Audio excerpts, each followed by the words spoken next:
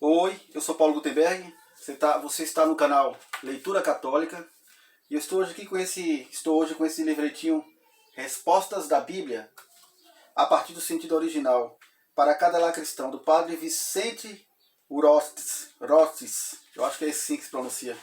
É um livrinho curto com respostas objetivas sobre os questionamentos dos protestantes, que eu já sei, já tem uma base de versículo já para pegar os católicos. E eles fazem isso na internet também, nas redes sociais, no YouTube. Eles fazem questão de entrar nos canais católicos para ficar insultando, colocando coisa que não tem nada a ver, colocar os versículos. Eles entram nas lives. Isso é muito chato. Acho que você que faz isso, você deveria se tocar. Você não é o dono da verdade. Você pega versículo isolado e quer dar um sentido isolado para aquilo, sendo que o contexto está no capítulo todo. A nossa igreja está aí há muito tempo, a igreja católica, então ela não é por acaso. E aqui eu vou trazer uma resposta. A Bíblia é a única fonte de fé, igual eles afirmam, porque os protestantes, a maioria deles não são luteranos, mas eles aderem às teorias de Lutero. Se você perguntar para um batista, para um da Assembleia de Deus, assembleano, um pentecostal, ele não vai dizer que é luterano, que é protestante. Mas eles aderem, como por exemplo o Sola Escritura, que é uma que Lutero criou esses 5 solas, Sola Escritura, somente a Escritura, somente Deus, somente a fé. E aí isso não tem base nenhuma. Eles pegam um versículo e querem dar isso como base, não tem base nenhuma. E aqui uma das bases deles que fala somente a Bíblia. E para derrubar esse argumento de cara assim, a Bíblia até o século XV, século XIV, século XV, não era possível ter um livro impresso igual esse. Os livros eram caros, poucas pessoas tinham acesso à leitura. E para mandar fazer um livro grande, ou a Bíblia, tinha que pagar caro para as pessoas copiarem. Então não era acessível. Hoje é fácil você falar só a Bíblia, mas naquela época não era, você dependia dos ensinamentos, da tradição, que é o que eu vou falar aqui. Hoje é fácil você falar, andar com a Bíblia debaixo do braço, você não sabe nem quem foi que organizou essa Bíblia e achar o dono da verdade, né? Interpretar do jeito que você quer. Não é bem assim, né? Então vem aqui, a Bíblia é a única fonte de fé. Vamos direto aqui ao texto. Afirmação. Para os protestantes, a Bíblia é a única fonte de fé e da revelação divina, enquanto os católicos conhecem 3 fontes. A Bíblia, que é a palavra de Deus, a tradição apostólica e o magistério da igreja. Quem tem razão? Aí vem a resposta. A própria Bíblia não apresenta nenhum índice dos livros sagrados e não afirma em nenhuma parte ser ela a única fonte de fé e da palavra de Deus. Pelo contrário, lemos nela que, por muitos séculos, Deus confiou oralmente a sua palavra e aliança a Noé e a Abraão, que pela tradição oral passavam de pai para filhos por muitas gerações. Isso aqui está lá em Gênesis, capítulo 4, versículo 8. Gênesis capítulo 4, versículo 8. E também lá em Gênesis 15, versículo 18. Também Moisés recebeu a palavra de Deus e a aliança de Deus oralmente. E mesmo depois, quando escreveu os primeiros livros da Bíblia, guardados na Arca da Aliança, os ensinamentos bíblicos foi confiado ao sacerdote Araão e seus filhos.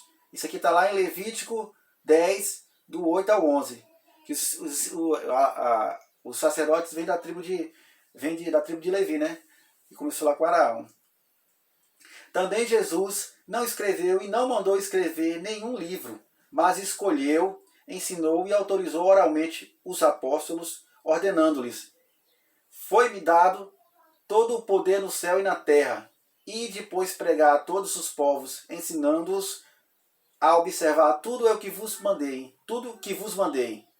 Mateus 28, 18 ao 20.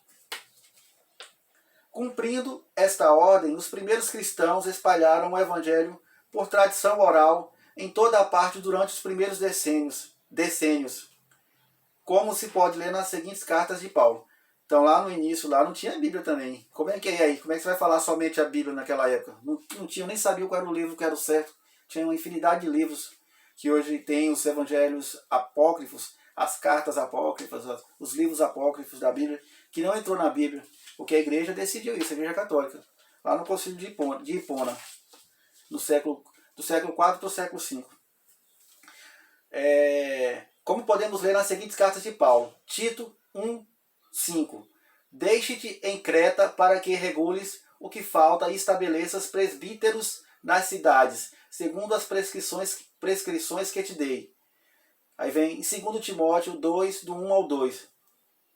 Pois tu, meu filho, fortifica-te na fé que está em Jesus Cristo. E o que ouviste de mim diante de muitas testemunhas, confio a homens fiéis que sejam capazes de instruir os outros. 1 Tessalonicense, do capítulo 2, versículo 13. Paulo disse, não cessamos de dar graças a Deus, porque ao recebestes a palavra de Deus, que de nós ouvistes, vós a recebestes não como palavra humana, e sim o que realmente é como palavra de Deus. Lá na segunda carta aos Tessalonicenses, capítulo 2, versículo 15, Paulo disse, conservai as tradições que aprendestes ou por nossas palavras ou por nossa carta. Tá vendo? Palavras é oralidade, né? Sobre a autoridade de Pedro, reunido com os apóstolos, os presbíteros em Jerusalém, o magistério de então, temos um claro testemunho em Atos, capítulo 15, versículo de 6 a 29.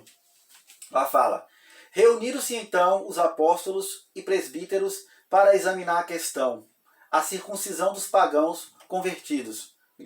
Era um concílio para decidir isso aí, que eles não entraram em consenso. Então a palavra de uma autoridade tinha que prevalecer. Vamos lá.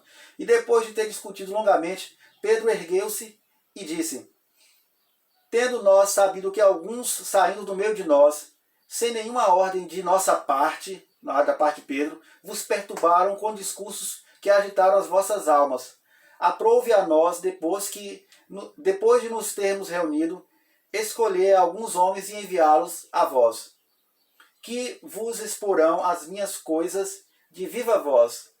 Pareceu bem ao Espírito Santo e a nós que não vos impor mais nenhum peso, que é a palavra de Pedro.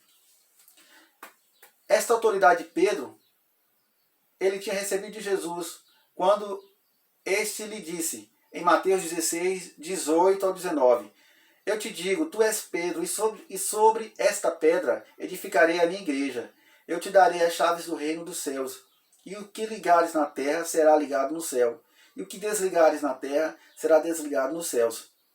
Em João 16, do 12 ao 13, Jesus acrescentou a promessa.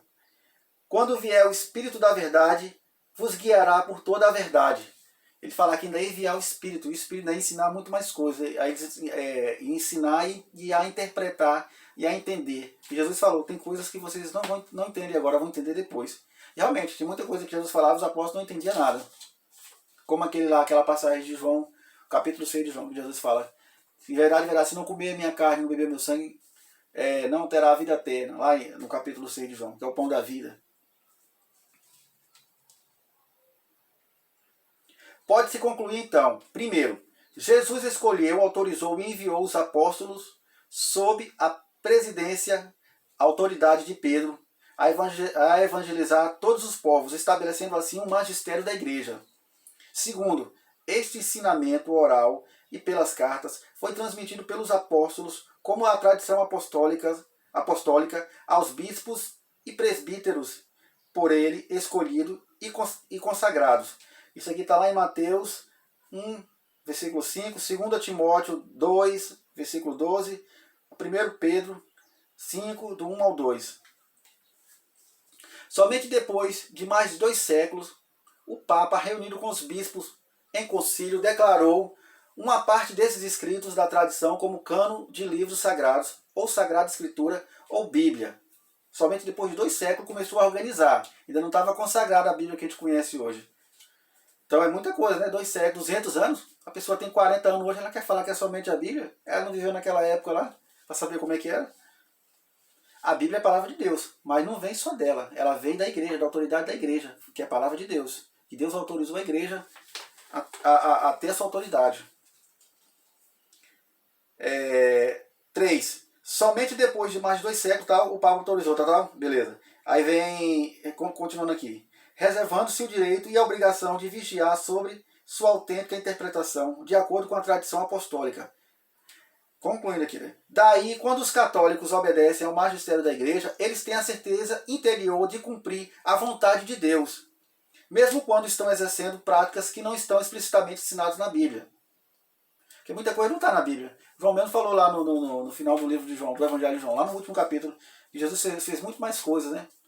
E nem caberia no mundo os livros se fosse escrito. E aqui também Jesus falou lá em João 16 que o João 16, 12 ao 13, que enviará o Espírito que vos ensinará e também vai ajudar a interpretar. Então tem coisa que veio depois.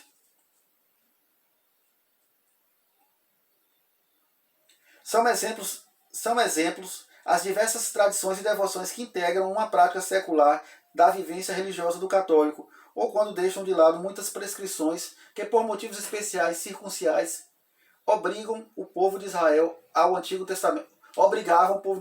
no Antigo Testamento. Se alguém quisesse seguir à risca os preceitos e tomar como verdade absoluta e irrecorrível os textos bíblicos de capa a capa, como alguns afirmam, teria que, por exemplo, não acender fogo para cozinhar em nenhuma moradia no sábado. Não é isso? Fala lá na Bíblia, está lá em Êxodo 35, versículo 3. Tem mais uma. Não semear diferentes espécies de semente no mesmo campo. Está lá em Levítico 19. Não semear e não colher nada nos campos e na vinha no ano sabático. Alguém faz isso? Êxodo 23, 10 ao 11. E Levítico 25, do 3 ao 5. Também não comer os frutos das árvores durante os primeiros 3 anos. Está lá em Levítico 19, 23, 25. Você que fala que segue a Bíblia, sobre a Bíblia, você faz isso?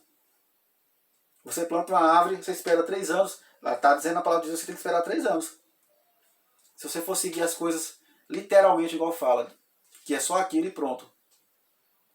Não receber sangue nem comer carne com sangue. Está lá em Levíticos 17, do 10 ao 14, e também em Levíticos 17, né, do 19 ao 26. Não comer coelho, lebre, porco e os demais animais impuros. Levítico 11, do 1 ao 47. Punir de morte os blasfemadores, homicidas, adúlteros, homossexuais e transgressores do sábado, os que tiveram amaldiçoado os pais, ou evocado os espíritos, etc. Está em Êxodo 25, do 1 ao 3, e Levítico 20, do 9 ao 27, e do capítulo 24, do 10 ao 23. Beleza? Você não pode levar ao pé da letra as coisas, né? Achar que é só... igual eu falo, né? Hoje é fácil você falar somente a Bíblia, você andar com a Bíblia de braço no braço e falar somente a Bíblia. A Bíblia é a palavra de Deus.